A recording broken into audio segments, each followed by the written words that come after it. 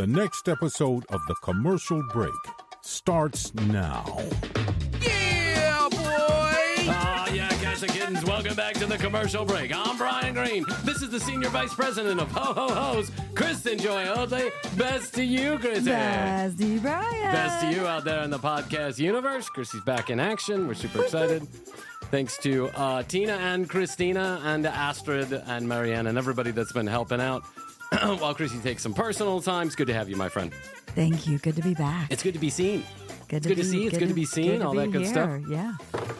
There's two things I have to talk to you about that are omnipresent on my mind right now. Number one. I like the word omnipresent. Yeah, omnipresent. I'm not even sure I'm using that word correctly, but it sounds sexy, so I'm going to use it. Look it up in your that up in your funkin' wagnalls. All consuming, right? Yes, it means all.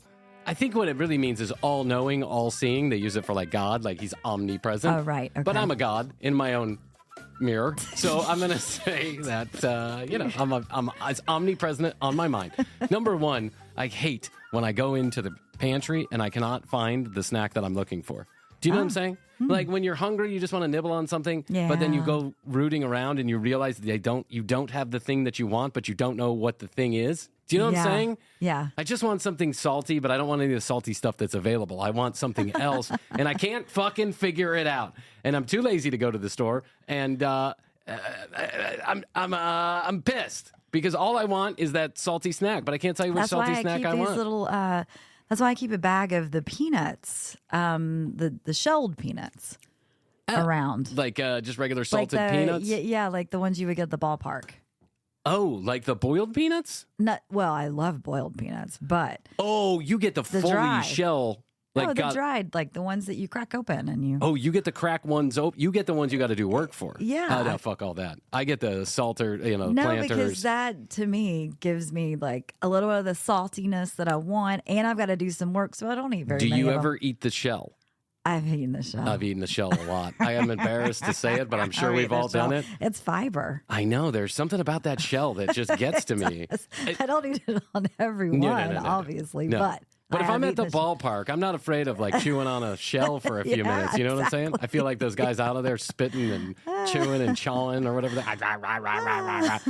I don't think it's as popular as it used to be, but there's still a lot of guys that dip in baseball. I can see it. I can see it in their big mouths. But if you watch it on TV... Did you say I could see it in their big mouths? Yeah, their big fucking mouths. It's big fucking baseball player mouths. I could see it in their big mouths. Oh, their big... fat baseball player mouths. I get ass. Yes, indeed, Brian.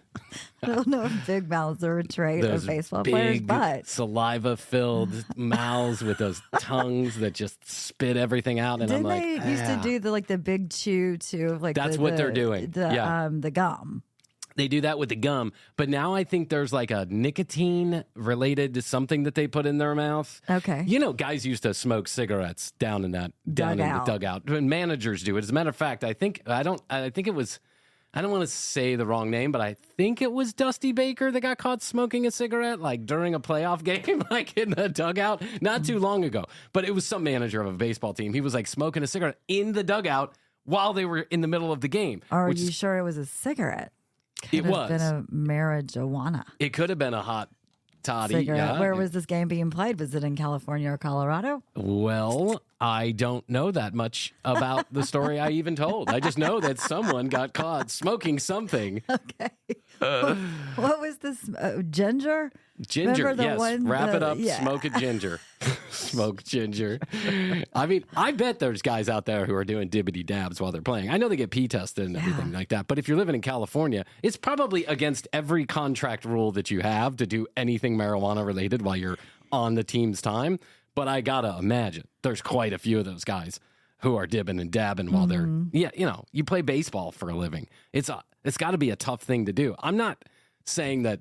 It helps with the anxiety. Depending on what strain. It helps you just get through the fucking season. 169 goddamn games. Can you imagine? It's like us. We're playing a baseball season. That's right. Only we got to do 172. We got to go postseason. We're the girls of fall, apparently. The girls of fall? The girls of fall. Well, I'm just going to throw myself into the girl pile. You should.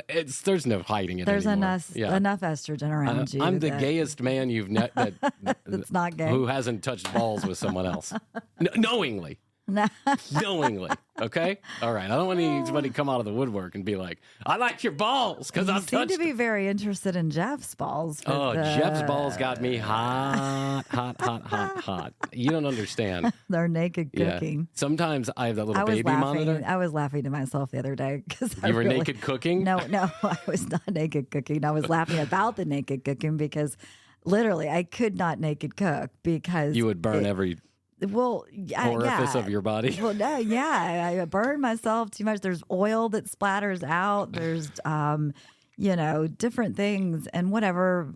Naked cooking, I don't know. Naked drink serving. Okay, that's and apron and heels. But I feel like Jeff's testicles have been through a lot. Like, I think he could handle if he got a little splashy oil on his balls. You know what I'm saying? I take a dick and keep on licking. Oh, yeah. I don't think that feels good at any point to be splashed with oil. No. I have to wear a full glove now when I'm cooking with oil. Jeff was finally like, just wear a fucking glove. I know. Astrid's always doing this dance where she's like throws it in and then backs away. As if a grenade landed in front of her. She dives in the kitchen and I'm like, what's going on? I even have like the grease splatter screen that I'll put in, but when you lift it up, it still splatters. So I have on like goggles and gloves. When I was working at Mickey D's, I saw somebody slip and put their hand into a grease vat. God. Yeah. I mean, I didn't actually see I saw him pull his hand out and I quickly turned away. But I've never heard a scream like that in my entire life. No, I've had third-degree burns and it takes a while to it takes recover. Yeah, this guy was gone. He just left. I mean, I don't know whatever happened to him. He was rushed off by an ambulance. Hospital. Yeah, but it was a busy Saturday, so we just kept cooking we just kept cooking the McChickens in that fryer. Don't worry about it. The skin is the best part. That's what they say. The crispy skin. The crispy skin. All right, number 2 thing that's on my mind. Okay. I think we've reached peak TikTok. And let me explain why we've reached peak TikTok. I pulled up to the gas station the other day, the Shell or whatever it is. You know, they got those damn screens on the gas stations now, and they follow you around. As soon as you put in your credit card, they know what you're interested in, right? The credit card company gives them all the relevant information. I immediately get back into the car. Yeah, I don't always do that. I don't know why I stand outside the car, but I stand outside the car even when it's freezing cold. I always lock my doors. Mm-hmm. Yeah, always lock my doors, especially in Atlanta. This has been a rash of those things happening. That happened to a friend of mine. Yeah, well, I told Astrid, I said, Astrid, if anybody ever approaches you at a gas station, you tase them. I gave her a taser. Yeah. I'm like, you tase them. Don't even ask questions. Just tase them. Yeah, pepper spray them. Well, actually, near a gas tank, I probably should tell her to pepper spray instead of tase. But I go to the gas station. I'm standing there. And all of a sudden, on the TV, they have that little guy. You're watching Gas Station News. Today on Gas Station News, Rolling Stone claims, names the top 50 guitarists of 2023. And then it's like, here's your TikTok reel of the day. And up comes our TikTok, your TikTok post of the day. And up comes a TikTok post that was also shown to me on my actual TikTok. And they were just scrolling through the TikTok posts at the fucking gas station. And I'm like, why are you showing me TikTok posts at the gas station on a screen attached to a fucking diesel handle? Why would you be doing that? What is going on? Well, I mean, we know how hard it is to come up with content. Oh, yeah, that's true. And let's just start doing that. That was my second thought. It was like, who hires you to be the gas station content creator? Yeah, the gas station podcaster, essentially. How do we get that gig? Because I'm sure it pays better than this gig. And I really want it. That guy, he was just, there's a guy and a girl. You know who's on it a lot? Who's the girl? Shit, I can't remember her name. She's like a former, she was married to Nick Lachey. Was she married to Nick Lachey for a moment? It's not the girl from Love Is Blind. Jessica Simpson. No, not Jessica Simpson. Where does she go? I actually watched a couple of old Jessica Simpson live performances, and I gotta tell you, it's simply the worst thing I've ever heard in my entire life. I don't know how that girl got a record contract. She's a mogul now, though. And you know what? Oh, yeah. She makes tons. She's on the gas station thing. So. Well, she makes tons of money, and it's because of her fashion line. Really? Yeah, and I do love her shoes. The girl who thought chicken, tuna was chicken of the sea. Yeah. Okay. All right. She's good. She's good at what she does. She's got the good people around her, maybe is what it is. I think Yeah, but I'm sure she has a hand in what goes into the actual collection. I'm sure of it. And isn't her? I'm pretty sure her sister Ashley Simpson did something.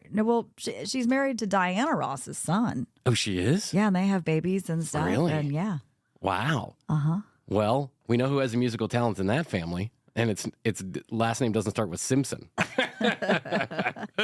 catchy hits. Yeah. When you're Diana Ross's son, you're never going to work another day in your life, for sure. Diana Ross had like a string of hits there. She's just she's a queen. She's the original. She's the original. Wasn't she on We Are the World? We Are the Children. That was Dionne Warwick, but... Oh, Diana Ross wasn't a part of that too? She might have been. Yeah. But Diana Ross is like disco queen, and then carried it on into the 80s and 90s, and still now. Hey, I know how she She's can amazing. Get back in the good graces of the young generation. You know how? Gas station TikTok. That's what you do. TikTok. Listen, we can't get one fucking person to follow our TikTok. So maybe we need to go gas station TikTok. I'm here to tell you, gas station content creator guy. Gas station news anchor, I guess is the best way to put it, even though you never give me any real news. It's just bullshit. But if you need content ideas, Chrissy and I are willing to put clips of the commercial break at every gas station across the United States. That's a way to solve the fossil fuel crisis right there. Watch how quickly people buy electric cars. Like, I'm not going to listen to that motherfucker. I was going to say anymore. young kids, too. Now, I mean, most of them don't even get licenses. No, until they're like 27. Yeah, why just do like you need me. it? Only I wasn't allowed to get a license. Oh my God, this reminds me. I was on the way here today to record, and I saw a car on the side of the road. I do the Waze on the way up here just in case there's some kind of, I know the way to get here, but in case there's some kind of crazy wreck or something, it'll work me around it. So I did it. But so I'm, I'm going up here, and I look to the side, and there it says hazard, when it tells you about a hazard. Yep. Hazard reported ahead. And I look over, and there's like a white car with the hood just directly up. Oh, it's just sitting on top of the glass? Yes. Yeah. And it reminded me of you. Oh, hey, listen, that's what I drove around for 4 years. But that doesn't include the story about when I think I told this, when I had no driver's license. I was working at a Chili's up north of Atlanta. Not my normal Chili's. I was like filling in for somebody, but I had no car. So somebody had to drop me off there. Then there's like this emergency where we're out of kids' margarita cups or something, right? We all need cocaine. I don't know what's going on. But the manager goes, like the assistant manager is like, I need you to go down. He was this fucking hilarious guy. You remember the Page in 30 Rock? Who was the... Oh, yeah, what's his name? Played He's that from guy? Stone Mountain. Yeah. Okay. Yeah. He had this assistant manager had the exact same voice, much like a guy that we used to work with. Yep. One of the managers, right? Yep. I remember him. Hey, Brian, do me a favor. I need you to run down to the other store down in Marietta. Get us some kids' margarita cups. Will you do that for me? And I'm like, sure, but I don't have a car. Oh, don't worry about it, honey. Take my car. And I'm like, okay. He's like, it's that Honda. It's that white Honda Civic outside. Go ahead, take it. It runs just fine. And I'm like, okay. So I go, I turn on, it stick shift. All right, fine. Driving down Georgia 400, and I start to notice that the hood is shaking. And I'm like, oh, well, that's not good. The hood's shaking. That is not good. And all of the sudden, going 60 miles per hour down this major highway in Atlanta, the hood flies up. It opens.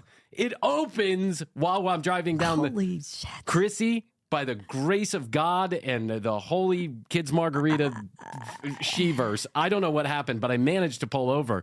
It was scary, and it cracked the bottom of the windshield because it came up and flew up. It was intense. It was intense. Yeah. Driving blindfolded. I would freak out. Totally freak out.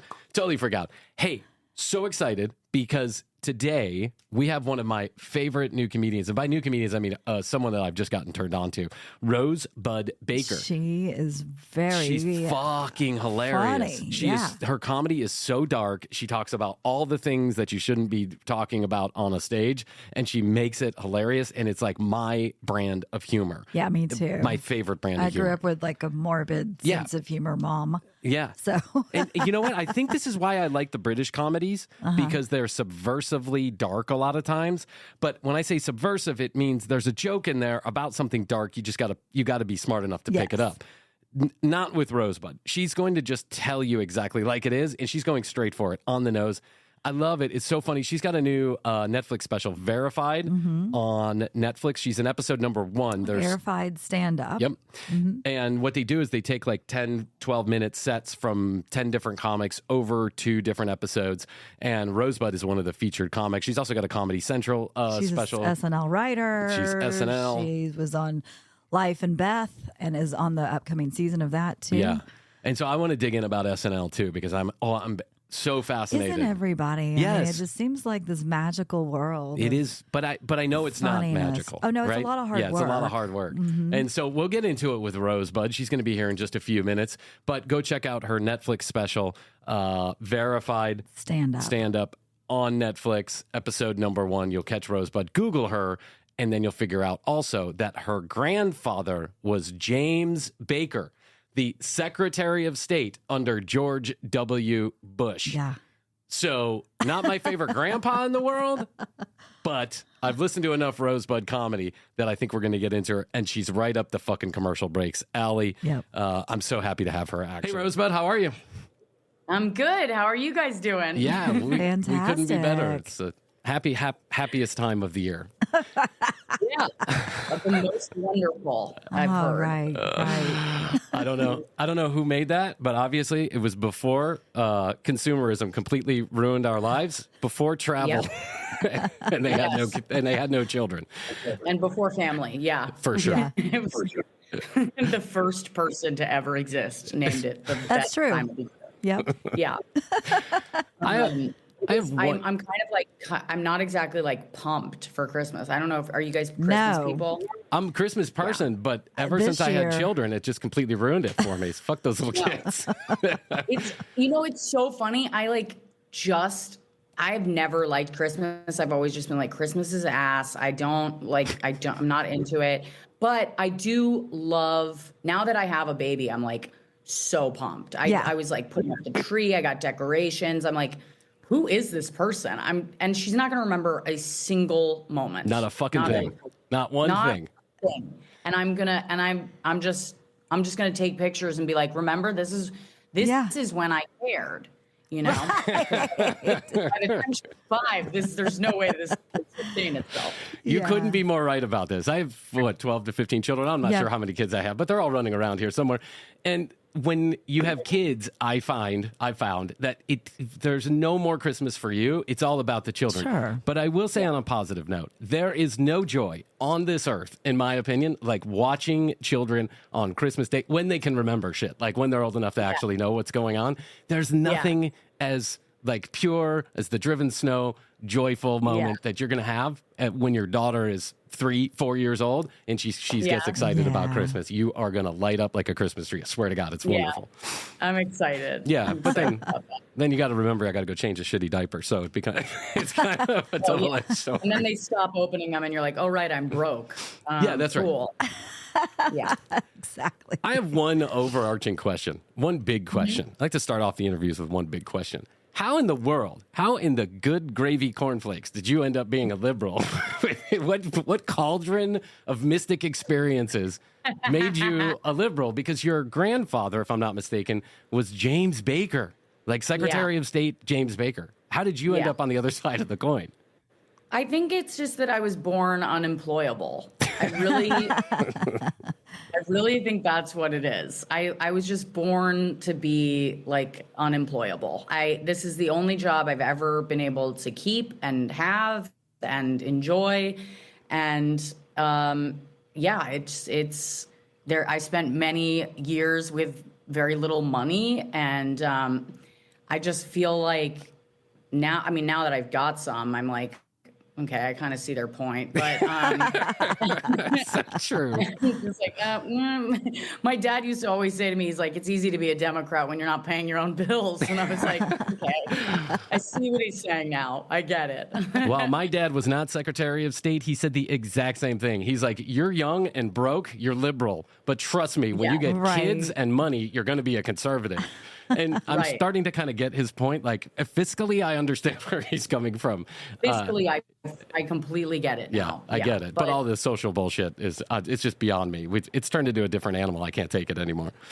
it is kind of a shock to the system, like what has happened politically. I'm just like, I don't know what is going on. I know. You know what my father-in-law says? He's my wife is Venezuelan, and so like from Venezuela, and they've seen some real shit go down there. And my father-in-law always says to me, he says, extremes on both ends end up at the same place, right? And I couldn't agree with him more now that I'm like watching it go down in real time. I'm like, just how did everybody get so extreme? I remember when I was a kid growing up, I just don't remember dinner table conversations about politics. As a matter of fact, I think people really tried to avoid that the best that they could. And now it's like the only thing anybody talks about. And I honestly don't think it's even as extreme as it seems on the outside, like on the internet. I think that it's not as crazy as it appears to be. I just think that the loudest people in the room are always the craziest. Well, I don't know. We've got Marjorie Taylor Greene down here in Georgia. That's true. But I do agree with you. The squeaky wheel gets the grease and the print. And I think that's what ends up happening. And especially if you're spending a lot of time on the internet, like I do, in dark rabbit holes trying to figure out what to talk about. When you were a kid, was your, like, you say you're unemployable and you spent a good chunk of your life without money. Did that like go into without money was not when you were a kid, but when you went out there in the world on your own? Yeah, I say without money. I mean, it's like at the end of the day, even when I was like struggling, I was like, it's not like I don't have a safety net. So I say that, but I'm not saying it as if like it was that scary for me.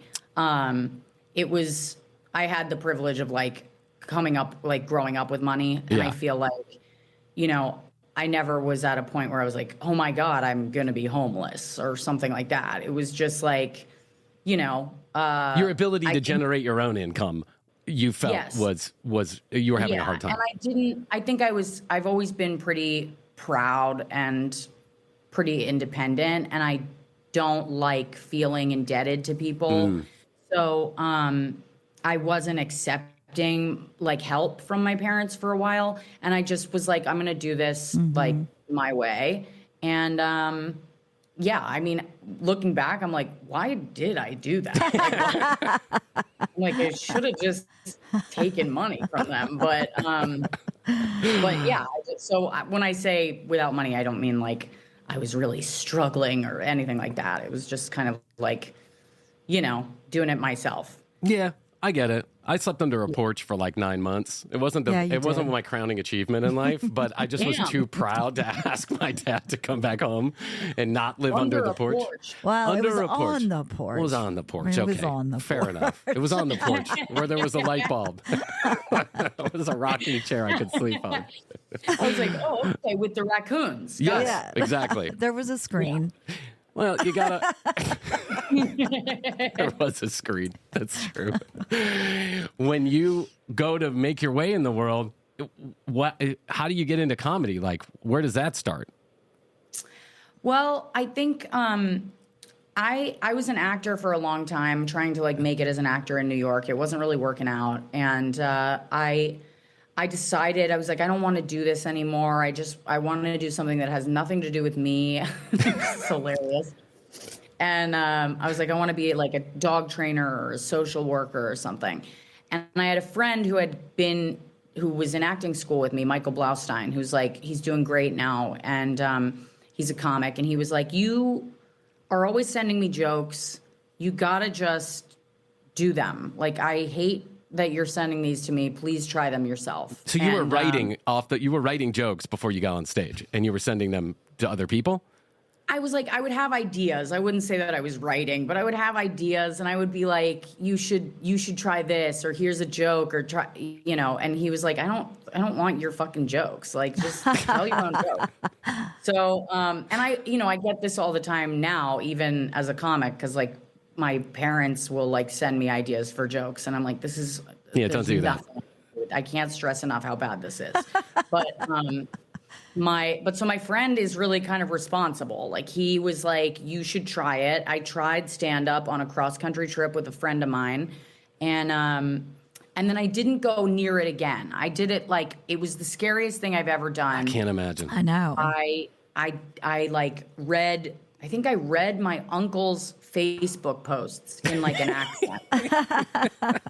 And like, cause he would do these like kind of redneck haikus, and I just found them hilarious. So I read those on stage. I think I got my first laugh. I bolted and then didn't go back on stage until about 3 months later in New York.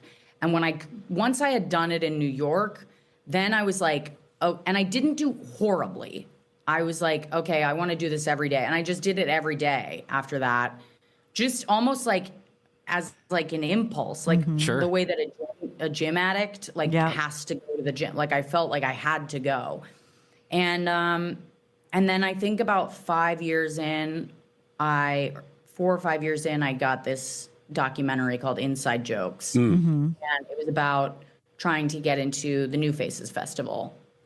And or the New Faces of Comedy for JFL. Is that just for laughs in Canada, right? Okay. Yeah. And I got that documentary, and I was like, it was the first big check that I got. And I left my job, which was like, okay, that was bold. But I left my job, and I've booked work ever since, thank God. Because there's a really good chance that wasn't going to happen. Sure. Congratulations to that. Yeah, so that's kind of how it happened. It was all just sort of like a dark night of the soul that I just ended up in an open mic, you know?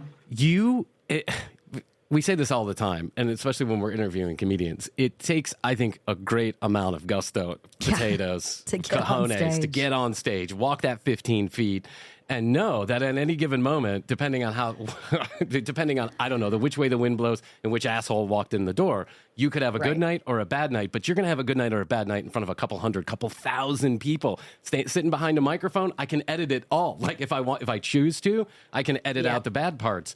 I don't, because I'm too fucking lazy, but I could.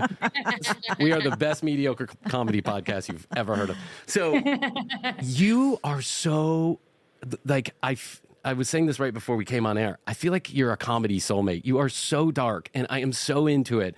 I think there's a lot of satire that I like because it's subversive. They're getting a message through, but you have to have a brain inside your head to get the message. And then there are people who are so on the nose and not afraid to go there, no matter what it is. Has that always been your style? Like humor through humor through pain? Like, is that always been who you are as a comedian? I think so. I think there's something about nothing going as planned that lends itself really well to comedy. And I think I've always found there's always just this kind of like, when bad things happen to me, they happen like in multiples, like everything it all like stacks up like with each other. And so it always feels like my whole life has kind of felt like that thing where, you know, you see the guy like slip on a banana peel, get up, step in a bucket, step on a rake. And, you know, that's what my life has kind of felt like. So that's where I get my humor from. You had from reading and listening to your comedy and a few other places that you've been, you had like a bit of a rough patch, you know, between 18 years old and your early 20s. And she getting like a fist fight in Las Vegas or something? No. So it was right when I was graduating college. Not when I was graduating high school. No. When did my sister die? Anyway, my sister died, and it was right at the end. It was at the end of high school, like 3 days before my high school graduation. And I was leaving for college. My parents had gotten separated. Oh my God. They were not yet divorced. My sister died, and it was just like, holy shit. Yeah. This is like, what is happening? A tsunami of fuck you. Yeah. Yeah. Just a real like, God being like, how about can you handle this? Right. Like, it was that Here you go. Yeah. And it just kind of, it was just like, I think that was the first time that it happened where I was like, what the hell is going on? Like, it was just crazy. That's intense. Yeah. And, you know, there's, as much as it was tragic and awful, there's like things about death that are really the way that people deal with it, that are really funny. Agreed. Because people don't, it's such a big part of life. And yet every time it happens, we're like, this can't be part of life. So our brains just can't really compute it. And it was like the first Christmas after my sister died, my family put a life-sized cardboard cutout of my sister. Oh my God. By the tree. Oh my God. He was watching us. I was like, now she's dead and she's got to watch us open presents. Yeah. Wow. I was like, this is so fucked up. But to me, it was like so funny. And I couldn't stop like making jokes about it. Yeah. And I think ever since that happened, that has just been my MO. You committed to it. That's my sense of humor, is like, I find funny in the moments where you're not supposed to, you know? I was watching one of your specials a couple of days ago, and I was like, she's just not afraid to go anywhere. She's taking all the dark things and making them so fucking funny, including, and then I saw you do a couple bits about your sister. Chrissy and I did an episode a couple months ago. My mom, who lives in a retirement home, found a man that she dated for a while. And when I say dated, I mean they called each other twice a day. You know what I'm saying? It's like that kind of relationship because they're in the retirement village or whatever. And so I thought they really get it on in retirement village. Yeah, that's what we've heard. You got to understand my mom's boyfriend. I think nothing was going on downstairs, and so and my mom was happy to keep the dicks away. She didn't want anything to do with the dicks, so she told us this on the show. Yeah. But we do this. I ended up getting invited to the funeral, and I show up, and there's like, it's me, my twin brother, and then his son, his only son, and my mom. Those are the only people at the funeral, and I don't even know the fucking guy all that well. So we do this whole episode, and that's like the least funny thing that happened that day. It was a comedy of errors in every way. They almost rolled him over in his grave. He had a pine box, and when I say box, it was like cardboard. He was hanging out. So was he like a bad guy? Like what? According to, if you would have listened to the eulogy, you would have It was the most.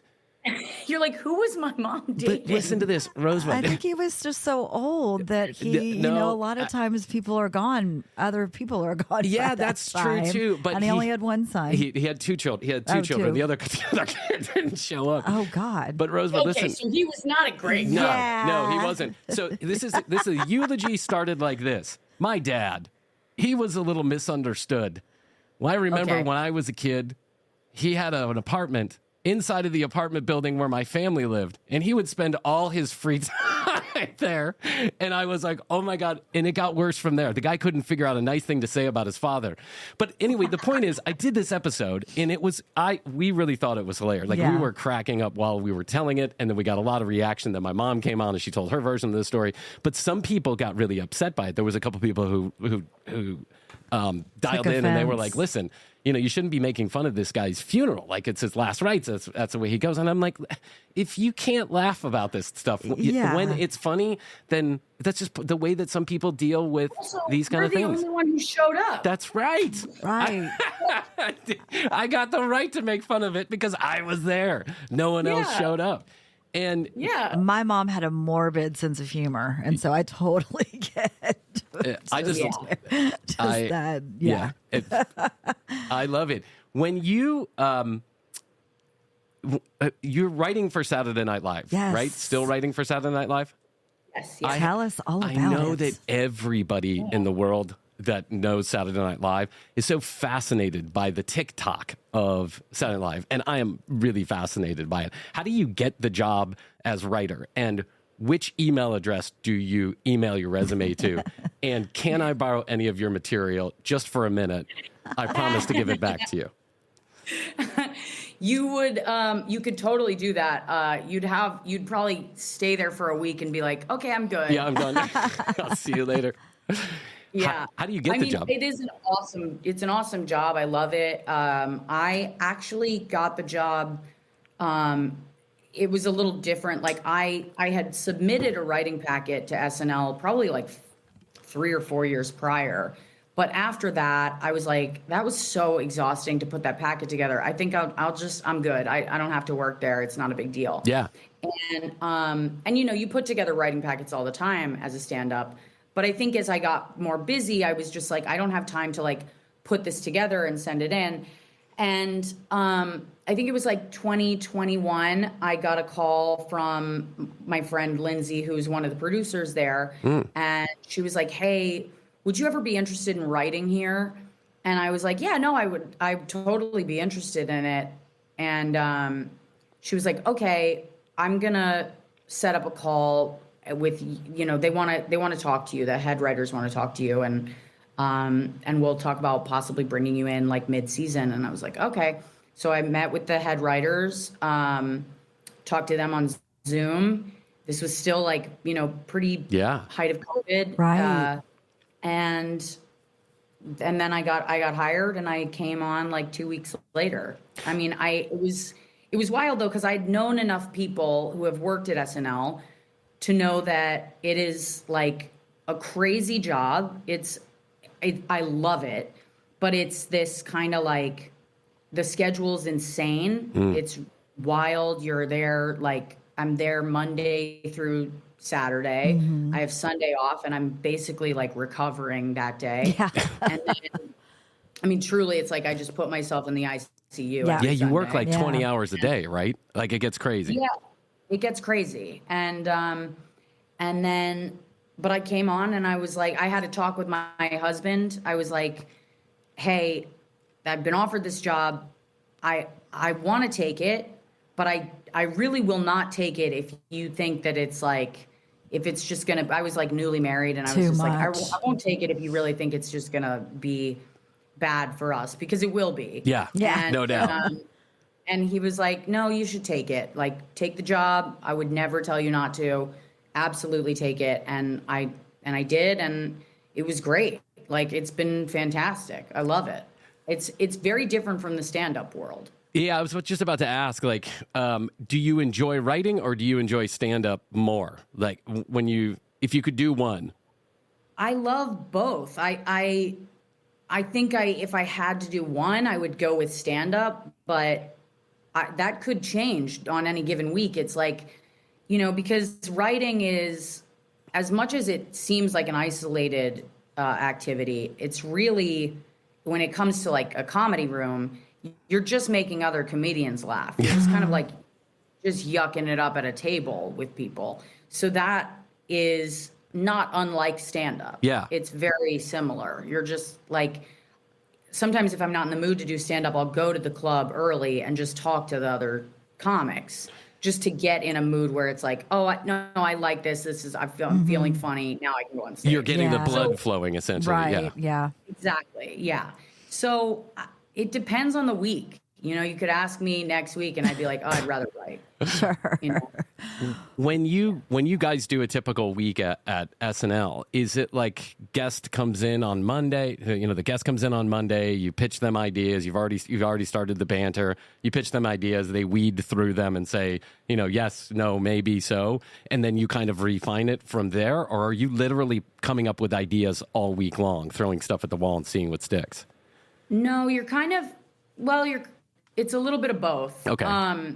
So like, there's a really cool documentary on YouTube that James Franco did called Saturday Night. Yep. That basically it was when he was hosting, and he documented what the work week is like at SNL, and it has not changed. It hasn't changed since 1970. Right. It's basically like, you go in Monday, you pitch to the host. Tuesday, you write your sketches. You write the whole show Tuesday night. We all go in, we write our sketches. We wake up Wednesday morning, go over the sketches again, make any changes, send those in.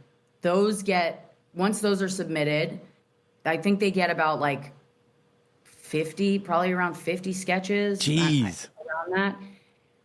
And then they go through them and they pick like 30, and we read 30 of those sketches at the table read on Wednesday. So everybody goes back in Wednesday night. We do the table read. Then we hang out, like all the writers go upstairs and sort of wait, like actors auditioning for a musical. Did he pick me? Did he pick me? My sketch. Yep. And then the picks come out, and if your sketch gets picked, you go directly to design, costumes, hair, and you talk to everybody about what you want. And they already have it all drawn up. Like, it's crazy. And then Thursday is rewrites. We rewrite everything. We punch things up. Friday is blocking. Saturday is dress rehearsal and show. God damn, that's like that's a hamster wheel I cannot imagine being on. And like, I'm sure some people spend the night there. There's just like, into the night typing away. Have you ever had a long night? Have you ever? I'm sure that I've slept at work. Yeah. I've Jesus.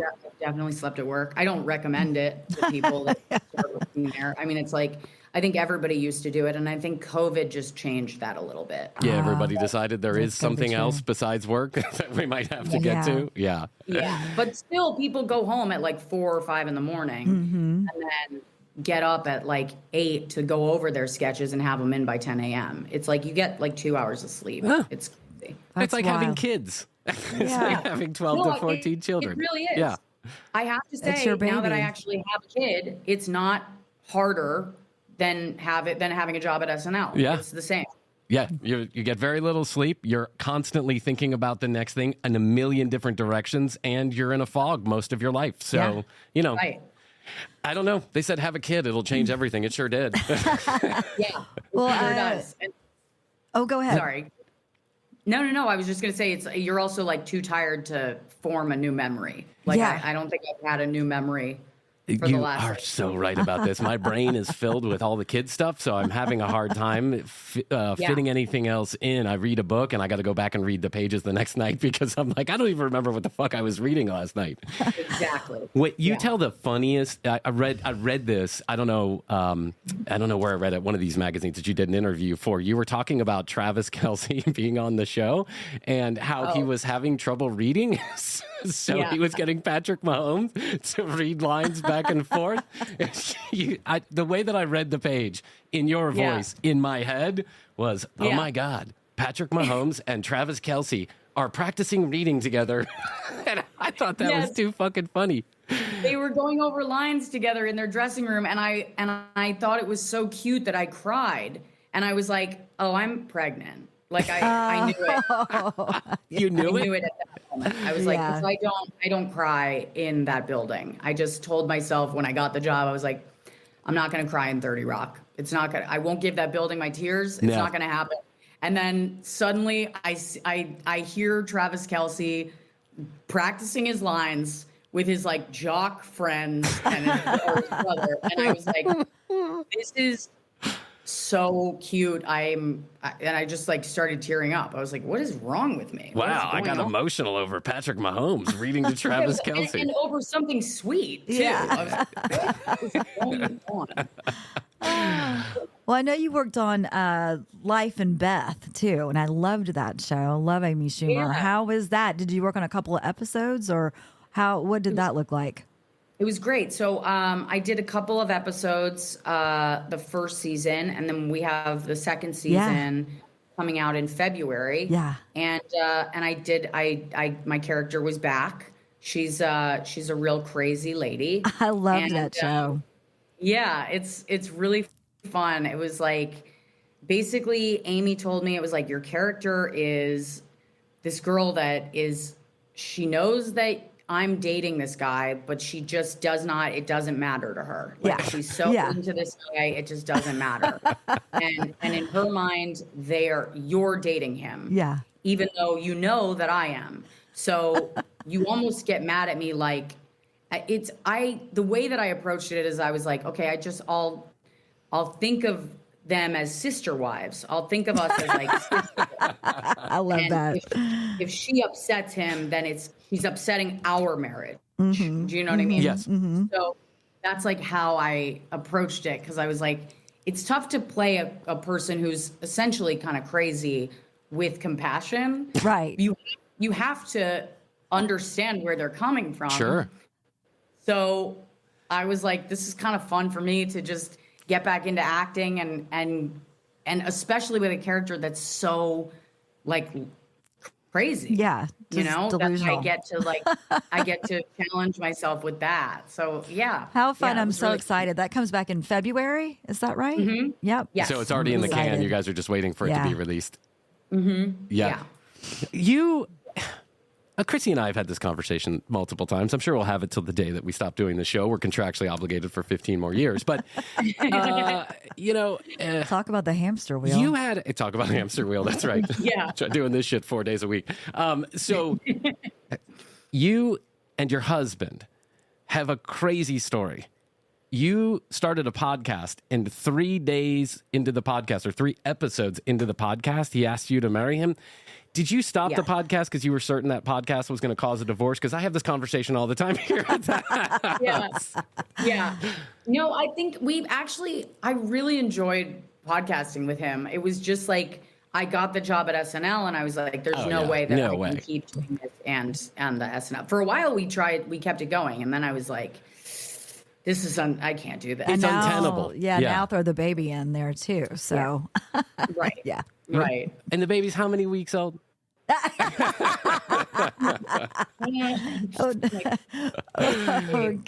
the Oshkosh Bagosh pictures? I want to see them, and I want to see them now. 13 weeks. Yeah. Back to SNL for 1 minute. And what is the sketch that you never got on air that you really thought was going to hit if it hit? Like, what's the baby that hasn't been born yet that you're just waiting for the right moment for Lauren or somebody to say, okay, green light, or the guest or whoever? There's one that made it to dress that never made it to air. It was about a life coach so I have a friend who's constantly giving advice that I don't really need. It feels like it's more for them than for me. And so I wrote this sketch based on their advice, and it was like Keke Palmer plays a life coach that comes in and she's doing like a new moon ceremony for her friends or whatever. The new moon. We have some friends that do those. These people. Yeah. We know these people. Right. Yeah. We've been to new moon parties. All these girls are like, I've never been to one of these. What is this? And then she comes in and she's like, all right, listen up. She's like, all y'all, it's 2022. All y'all are going to stop sleeping with homeless men. And everybody's like, we don't do that. And it just gets, she's like, I know you think wackier. She just keeps hammering the fact that like, he's like, if he comes up to you talking all smooth, trying to sell you a painting, like, I don't care what you cannot buy that painting. Like, she's just, if he's covered in blood, that's a red flag. They're like, we know, like it's basically that. And then at the end, like her boyfriend, like breaks into the apartment and he's homeless.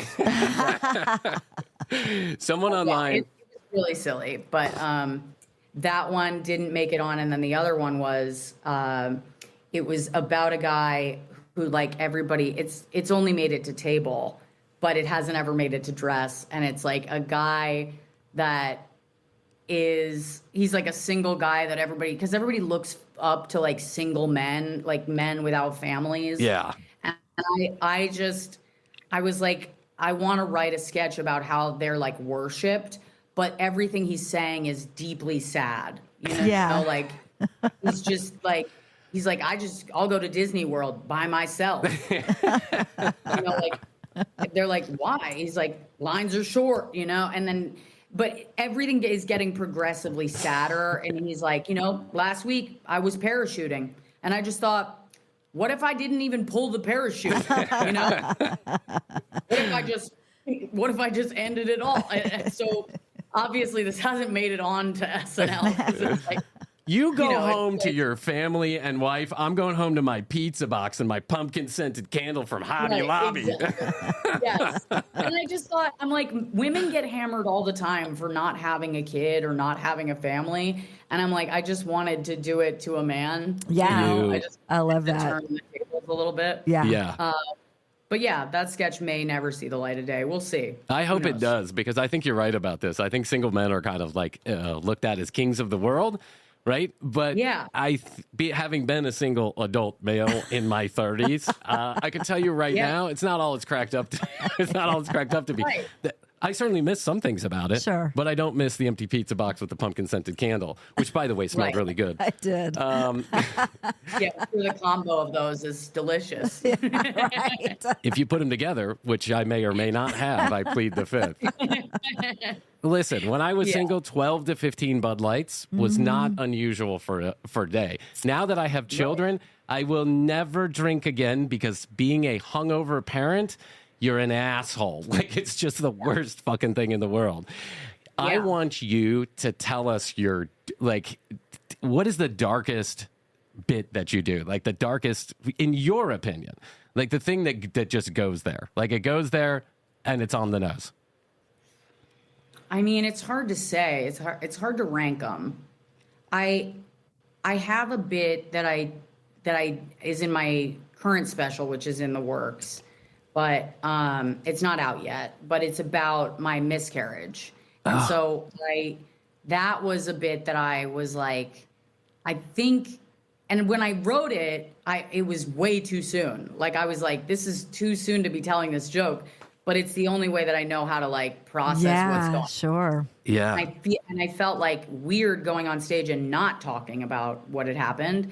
So yeah, I think that's probably the bit that I have that's like the darkest. Yeah, I think miscarriage is probably a dark subject anytime that's probably the darkest one. But I do this kind of stuff mostly because I think it's funny, But the benefit of it is like there's so many women that have experienced it and they're like, thank you for like lightening it just a little bit. Yeah. Like, right. I can see that. There's jokes that you want to tell and feel understood. Because when you're like, at least when I'm on stage and I'm talking about it, if I get laughs, I feel understood. There's like a connection.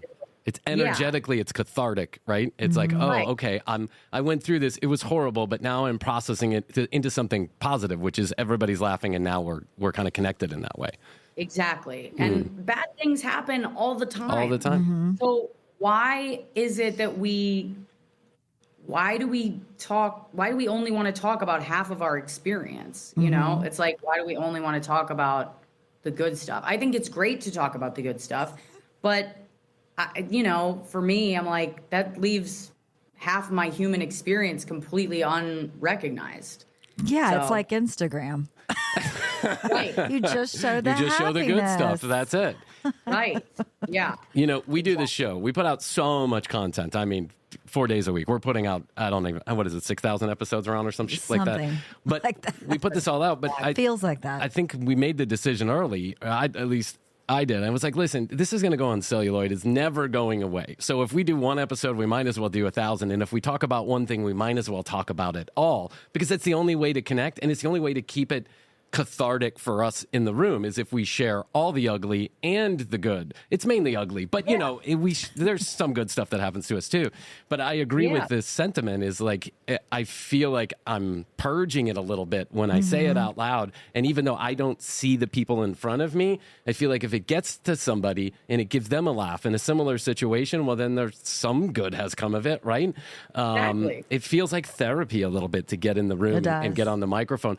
I watched your Comedy Central special, and as you're getting geared up, you're warming up, right? You're in the room, your first 5 minutes, you can tell the crowd doesn't really, I think my sense of it was the crowd doesn't really know what to expect, and you're doing quite a high wire act there for a couple of minutes, but once you get them, they're there, like they're right there with you, and they're thinking all of this is funny. Do you still find when you walk on stage that you're still doing kind of that high wire act because people may not know what to expect? It's almost like it doesn't feel like it anymore. Okay. I think not because the material has gotten the material is still as substantial as it was, but it feels like, to me, it feels like less and less risky. Yeah. To say what, my first special, I was like, like nobody really knows who I am. And that's kind of a benefit to me right now, because there's, once you put out your special, you kind of get an audience. And so I was like, if I'm not going to get this experience again, I want to like make the most of the fact that they don't know who I am. They don't know what to expect. And that feels dangerous. Yeah. And even though it's not, it feels dangerous. So I kind of, since then, it just hasn't felt the same. I haven't felt the same kind sense of danger risk. because people who come out to see me now know who I am. That's and right. and they kind of know what to expect, Right. you know? They already have a good gauge of who you are walking in the door. Right. Generally speaking, I get people who are like dark humor, who have been through some shit, and they come to hear jokes about it, you know? Mm-hmm. Those are your people. That's These are my right. people. Yeah, exactly. Yeah. Have you ever... Trauma victim. And early on, did you Yes. have anybody that just like poorly reacted to one of your jokes? I was Sure, when I was yeah. watching your special, I'm like, I wonder if she's had anybody that's just like stood up and been like, "Fuck you," that doesn't, that I hurts had me. somebody at that special do it. I mean, there was somebody in the front row, like arms crossed, looking so mad. And I said to him, I was like, "Are you having a good Oh, time?" yeah, that's right. And he said, "No." Yeah. And I was like, Well, It's staying in. I was like, I'm Yeah. leaving it in. I could have cut that out, and I was like, I want to keep that. It was such a comedy show moment, and I wanted my special to feel like you were at the show, and because I feel like there's so many specials that I watch that there's a real benefit to this, that it feels like a finished product. Yeah. Mm-hmm. But to me, I always miss the feeling of like, what's about to happen? Like, Yeah. what happens if this doesn't go well? Yeah. And that's what I love about a live show. And I wanted to keep some of those moments in the special. I think it's brilliantly done. You are so fucking funny. Yeah. It's so... Thanks. I don't know. I enjoyed it so much. I'm so much. You're my favorite comic of 2023. We'll see if you make it to 2024. We're gonna have a conversation here in the room after you leave behind your back, and we'll make that I decision. got my fingers crossed. Yeah. I'll let you know. We'll send an email. You come to my next show holding up a 2. yeah. 2.2. Yeah. Are you going out on tour in 2024? Or are you going to stay home with the? I'm Lord. not touring. I'm not touring until the summer, but I'm planning my next tour, and we're like routing it right now. And I'm working on the new material that's coming after this special. But to be honest with you, like I shot an hour while I was pregnant, and I'm shooting another 30, and I'm combining after I've a year after I've had the kid, and I'm combining the two into one. Nice.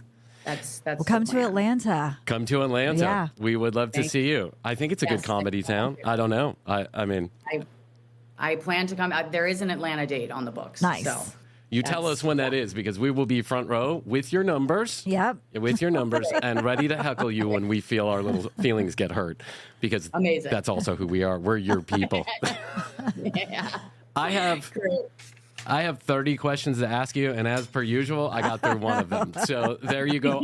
Will you come back on when you have a free moment? I know you're very busy, but when you have a would free love moment, to. if you come in, when you go on tour and you're making your swings, come, and all of our degenerate listeners can then hear Yep. what dates you have so that they can go see you also. I would love that. And your Yeah. special too, that's out right now. My Definitely. special, there's 5 minute, it's 10 minutes. It's a 10-minute set that I have on Netflix, Verified Standup. Verified Stand-Up. I shot it when I was 36 weeks pregnant. I don't know, Jesus. whatever. It's 8.5 months. I was 8.5 Yeah. months.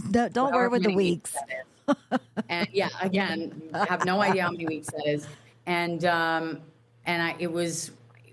had a rough last trimester. So it was really, it may be the most unhinged I've ever been on camera. You got to go watch it. It's Yep. on Netflix. Rosebud Baker once again proving that women are just better, stronger, and tougher than any single man. Who runs the world? Bitches do. That's right. and I'm so glad to buddy up to them. I know where my bread is buttered. My mama didn't raise no fool. So that's right. Rosebud, thank you so much for coming on. We really appreciate. We love what you. A pleasure. Best to you. It was honestly a pleasure, and we will talk to you soon. Thanks, Rosebud. My pleasure. I'll talk to you soon. Okay. Thank you. Rosebud is so fucking hilarious. She's the best. I can't believe she got a 2-month-old kid and she's coming on the fucking commercial break. If I had a 2-month-old kid, I'd be hiding in my closet. She said the dad had the baby out. Yeah. I love how she too is like, we asked how old the baby was. Yeah. And she's like 2 months. I don't even know how many weeks. And I'm supposed to do the weeks. And I told her before we started the interview, I said, when your first baby, you got to mark every week anniversary. Right. You got to mark with another $1,000 all of Free People dress, yeah, because that's just a trendy thing to do. But don't worry, if she decides to go there, if she has the third one or the second one, she'll quickly forget about that weekend. Yeah. The second one becomes month anniversaries, and then the third one you do just years. You just do birthdays because you're like, they're not going to remember. Take a cute picture on the month anniversary and just leave it there. You don't need to dress them up and put a post and, oh my gosh, my baby turned this little bundle of joy 2 months old. Yeah, we get it. Kids grow up. That's what happens. We're all taking time. But she, like, I say this every interview that we've done. Like, I have so much to ask people, and I just don't feel like 45 minutes is enough time. We're going to have her back because I have so many more questions to ask her. And she's going to come to Atlanta. She's doing a tour next summer. Yeah, next summer. And she's coming to Atlanta. So far we've got to see Veer. Yeah. We've got to see Heather. Yeah. And we've got to see Rosebud. Yeah. And then I don't think Blair said she was not going to do. She was going to take press a little pause. bit of time. Yeah. And then Felicia's just going to come have coffee with us. We're going to go see some birds or something like that, aren't we? Yeah. Yeah, we're going to go see the birds, see if we can pick one up.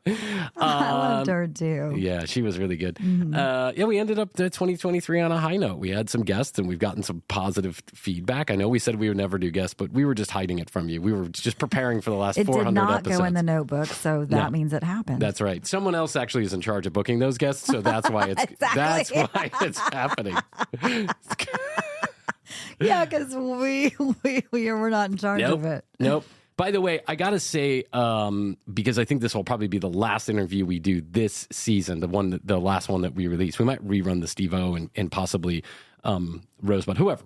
We might run an interview or two. But I do have to say thank you to Pam, who's the PR agent for a lot of these guests that have come on, and she's just been wonderful to us. So I won't say her last name so she doesn't get inundated with hate mail, but I'll just say that thank you to Pam. You know who you are, Pam, and thank you so much to Rosebud. All the other guests that Pam we've had the agent. Pam, the PR agent. Yeah, she's good at her job. She is. Why? Because she decided to send them over here. Not Conan O'Brien.